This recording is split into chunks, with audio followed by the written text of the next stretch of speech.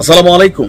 আমি জানি না সেনা প্রধানের এই বক্তব্যের পর ইন্টারিম গভর্নমেন্ট বা ডক্টর ইউনূসের সরকারের উপর কতটুকু প্রভাব প্রতিক্রিয়া তৈরি হবে। নির্বাচন, আওয়ামী লীগ সরকার পতনের পর সেনাপ্রধান যেদিন জাতির উদ্দেশ্যে ভাষণ দিয়েছিলেন সেদিন বলেছিলেন যে 18 মাসের মধ্যে নির্বাচন হওয়া উচিত ইন্টারিমকে আপনার এই ক্ষমতা দেওয়ার পরে। তো এই যে গেল 9 মাস সংস্কার, আসলে কোথায় সংস্কার হচ্ছে, কার সংস্কার হচ্ছে, কি সংস্কার হচ্ছে, এটাও জাতির সামনে খুব বেশি দৃশ্যমান করতে পারেননি। তবে একদিকে যমুনা উত্তাল, রাতভর ইশরাকের সমর্থকরা সেখানে আন্দোলন করছেন, অপরদিকে সেনাপ্রধান জেনারেল ওয়াকারুজ্জামান তিনি আমাদের সেনানিবাসে সেনা কর্মকর্তাদের উদ্দেশ্যে বেশ লম্বা চূড়া এক ভাষণ দিয়েছেন এবং এইখানে এই মুহূর্তে জাতীয় জীবনে যেই বিষয়গুলো নিয়ে আলোচনা, যে বিষয়গুলো জাতির জন্য প্রয়োজন, সেগুলোকে তিনি মুখ্য হিসাবে সামনে নিয়ে এসেছেন। চলুন দেখি তিনি কি এমন বক্তব্য দিলেন যে বক্তব্যে ইন্টারিম সরকার একটা নাড়াচাড়া খেতে যাচ্ছে। নির্বাচন কি ডিসেম্বরে হবে নাকি আগামী বছর জুনে? এখন আমরা বিএনপির অবস্থান দেখছি ডিসেম্বরের ভিতরে, বাট ইন্টারিম চাচ্ছে আগামী বছর জুনের মধ্যে।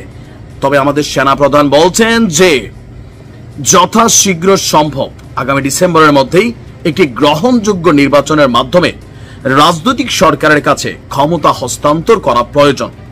সার্বিকভাবে দেশে একটি অরাজক পরিস্থিতি বিরাজমান। বিভিন্ন মহল থেকে সেনাবাহিনী এবং সেনাপ্রধানকে টার্গেট করা হচ্ছে। মানবিক করিডোর, চট্টগ্রাম বন্দর, এইগুলি নিয়ে সিদ্ধান্ত নেওয়ার এখতিয়ার এই অন্তর্বর্তী সরকারের নেই। এগুলো রাজনৈতিক সরকার সিদ্ধান্ত নেবে।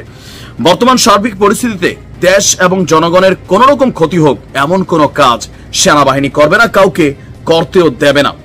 দেশের ঢাকা সেনানিবাসে সেনা কর্মকর্তাদের উদ্দেশ্যে সেনাপ্রধান জেনারেল ওয়াকারুজ্জামান আগুন ঝরা বক্তব্য দিয়েছেন। বিভিন্ন সূত্র বলছে তার বক্তব্যের শুরুতে নিরলসভাবে কাজ করে দেশের প্রতি দায়িত্ব পালনের জন্য সেনাবাহিনীকে তিনি অভিবাদন জানান। এই সময় তিনি বলছেন যে সময়ের সঙ্গে পরিস্থিতি আর অবনতি হচ্ছে। আইন শৃঙ্খলা রক্ষাকারী বাহিনী, বেসামরিক প্রশাসন সহ সব সংস্থা ভেঙে পড়ছে, পুনর্গঠিত হতে পারছে না। শুধুমাত্র সেনাবাহিনী এখন পর্যন্ত টিকে আছে।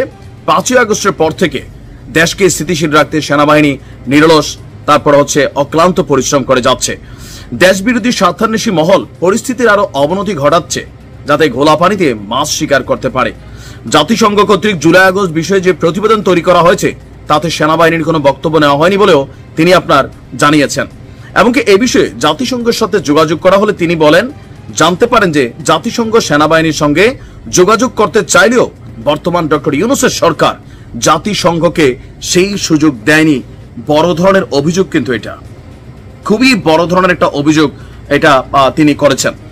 এরপর লম্বা চূড়া বিশাল একটা বক্তব্য তিনি আসছে এখানে। তিনি বলছেন যে 9 মাস ধরে সেনাপ্রধান হিসেবে অভিভাবকহীন রয়েছেন তিনি এক চাতক পাখির মতন একটি নির্বাচিত রাজনৈতিক সরকারের জন্য রাজনৈতিক নেতাদের দিকে তাকিয়ে আছেন। একটি নির্বাচিত সরকার সেনাবাহিনীর অভিভাবক হিসেবে দায়িত্ব পালন করবে, যার ফলে দেশের পরিস্থিতি স্থিতিশীল হবে।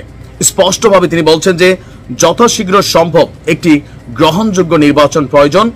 আর এত দীর্ঘ সময় ধরে সেনারা যে শান্তি শৃঙ্খলা রয়েছেন, একটি নির্বাচন খুবই জরুরি। বিশাল লম্বা চূড়া দায়িত্ব, অভিযোগ, অনুরূপ তিনি এখানে প্রকাশ করেছেন। এখন দেখা যাক তার এই বক্তব্যের পর অলরেডি যারা সেনাবাহিনীকে নিয়ে নাড়াচাড়া করছিলেন, সেনা প্রধানকে নিয়ে নাড়াচাড়া করছিলেন, তারা কিন্তু আবার শুরু করেছেন তার এই বক্তব্যকে কেন্দ্র করে নতুন করে।